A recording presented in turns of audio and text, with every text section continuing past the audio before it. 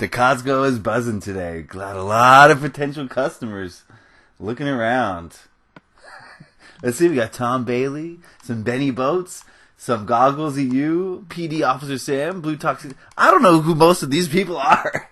What is up, guys? Beancrew49 here. We're back on the Desolation map, and today we're doing some building. We are back on the Costco. I hope you guys aren't getting bored of the Costco. I certainly am not. But this is my focus right now. This is my building focus. Oops. So that's what I'm going to be showing you guys. I know that the mall and the skyscraper and a bunch of other projects are just sitting there and wait. You know, I got to fill up the Shady Oaks. I haven't started that. But my attention has been focused on the Costco. So if you're getting bored of the Costco, let me know. I might switch it up. But for right now, I'm really sinking my teeth into this thing. In a lot of my other projects, what I've done is I've built away off camera, and I've built, and I've built, and I've built, and then I've come back and I've done a video and I've showed you my progress. But I think I want to do Costco a little bit differently. I want to take you guys on this journey with me, step by step by step. Remember our last build video? We worked on the pharmacy. Let's take a look in there and see what I've done in the pharmacy since we last saw each other. I'm not quite entirely done in here. I haven't apocalypsized yet, but this is sort of the pharmacy. And, we've got some TV, we got some computers here. No, people weren't looting the electronics for the most part. Maybe in the early stages of Armageddon, we'll see. I might have some stuff messed up electronics-wise. But for the most part, they're after survival supplies. In here, we got a storage unit. So you're going to need some TNT to get in here, most likely. And in there, you're going to find some good jugs. The jugs that weren't just, stolen from the countertops. So there's that. That's the pharmacy. Came out pretty well, I thought. I got a little bit more work to do on it, a little more detail work, but I was pretty good so far. Then we got the photo. Oh yeah, this is the photo processing, and it looks pretty good. We got the cashiers here. What do you call these things? The checkout, whatever. We got a bunch of photo processing equipment here, all sorts of things. Over here, I didn't do it yet, but I was going to have a back room. I don't think they have those red rooms anymore. They don't process film that way. So this might be some sort of storage or employee area, which will probably connect to... I'll talk about that in a minute. Okay? Then I've been working on... Let's see what else. We got the TVs here. We saw that before. I changed the checkout stands a little bit. Now they're a little bit more Costco-like. They were a little kind of minimalistic before. Now they feel real. Yes. Alright. So we got those. I've also been filling up some of these, racks, I guess you would say. And I'm trying to fill it out in the way that Costco does it. They have two aisles. They have this aisle going down here. On the right, you'll have clothes. These will be racks for clothes. You'll have books. These are usually books and stuff. Over here, you have all the stuff. Over here is mostly electronics. This is like computers and TVs and laptops and stuff. This will be food and food and food and food, and all this will be food. This will all be clothes. And then over here we'll have the seafood section, and then we'll have the butcher and the seafood and the deli over here. And then over here will be that big ice chest thing, the big freezer you can go into and get frozen supplies. But back here, I don't think I showed you this last time. I forgot. Whoops. Back here is all employee section. This will be storage, and I don't want to spoil it. You guys are going to see it. It's going to be hard for me to explain it anyway. But this is going to be part of the store, part of employee section. And of course, it's raining. Thank you, 4J. I forgot to complain to 4J this episode. How could I forget? At least we remembered in the first 5 minutes. 4J... This is outrageous. You're ruining my life. Seriously. This is bad. I don't know how much more of this I can take. Please, I don't care about skin packs. I don't care about texture packs. I don't care about updates that offer new code-breaking features. I don't care about any of that. I want to be able to toggle the rain in creative mode, please. And the time of day.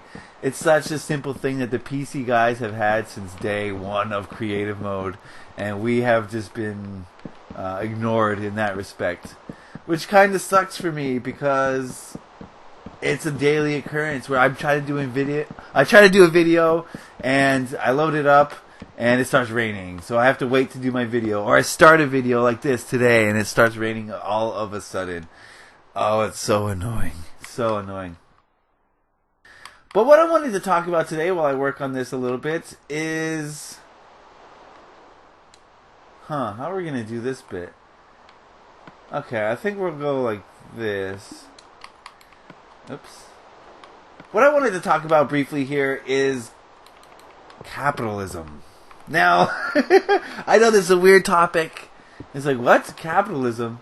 I just want to talk about Costco and wholesale in general and what it means for you. How do I begin? How do I start this? Let's see. We live in a capitalist society where you pay money for goods, and those goods are given to you, and you're happy because you've received the goods for you didn't have to work to get them. You just paid the money, and these goods are priced at a price where the person making the good is going to turn a profit, and that's cool. That's the society we live in. We want people to turn profits. Actually, no. Yeah, let's do that. I'm not sure what I'm doing here. I'm trying to do a frozen food section. Maybe we should do 2 of them. Actually, no. Let's go back on that idea. We'll do that in the next one, next style. Anyway, so we've progressed past the trade and barter, society long ago. And the trade and barter was basically you had a good, and you would trade that for another good of equal value, basically. And everyone's happy because it's a free exchange. You agree on a price. A rabbit pelt is worth 4 steaks or something like that. I don't know what the exact numbers were, but you had an even trade, right? An even trade.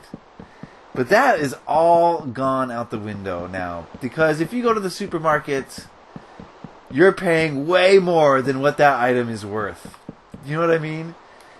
For example, I don't know what the cost of things are, but let's say you pay $1.50 for a bottle of water, right? That bottle of water costed the company who made it probably like 30 cents. So you've just thrown away 70 cents. Oh, man.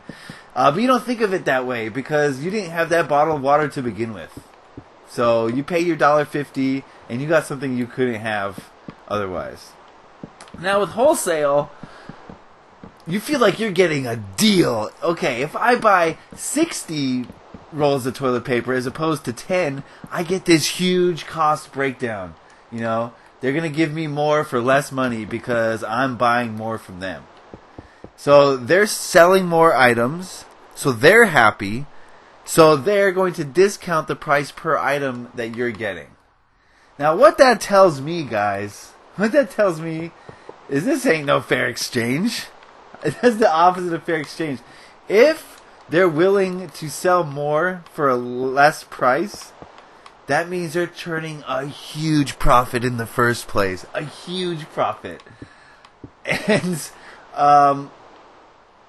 the fact that they can afford to have huge discounts on these items in the first place when they sell at wholesale leads me to believe that we're getting screwed. We're paying for all these things that we don't want, we don't need, but we kind of, we see it as necessary even though they're not, and we'll pay any price for them. You know what I mean? So if anything, Costco to me, or any of these wholesale markets, should be sort of a wake-up call. It's like, what am I doing here? I think I'm getting a deal, but really, they're just bending me over the table. I think it's important to remember that in any... God, I'm so indecisive. I'm going to go out one more. Yeah, let's go out one more. So in this capitalist society we live in, guys, you have to understand the value of money and what a dollar should really cost. And I mean that in the most metaphorical sense. If you listen to Kendrick Lamar, you know what I'm talking about. How much does a dollar cost? That is the age-old question. And the answer, guys, a dollar costs your soul in the end. Money is a necessary thing in our society. We need money. We survive off of money. We're so brainwashed into thinking that we need money that there's no way we can go back from that at this point. We're entrenched in money. But it's important to remember that $1 can cost your soul if you sell everything for it. I know it's kind of confusing what I just said, but if you sell your soul for money, then that dollar owns you, and that dollar costs far more than 100 pennies. Okay, so remember that money is necessary, and it's good to have money, but think about what you're sacrificing for money. Okay, if you're sacrificing your health, if you're sacrificing the quality of your relationships, if you're sacrificing your time, then that dollar suddenly costs more than $1. Okay? So keep that in mind, guys. I know I just got really philosophical for a second, but that's a very important lesson to remember here. Happiness, you can't put a price on it. So your happiness is the only thing that really matters in this world. And hopefully your happiness is derived from making others happy, because that's what makes the world go round. It's a cyclical thing.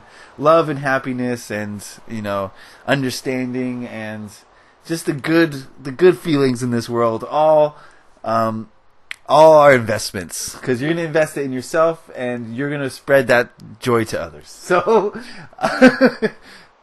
happy thoughts on this Monday morning. I want to thank you guys for watching, as always. I know I didn't get much done today, but I said some important things, I feel like. So I want to thank you guys for watching. We're going to work on this Costco.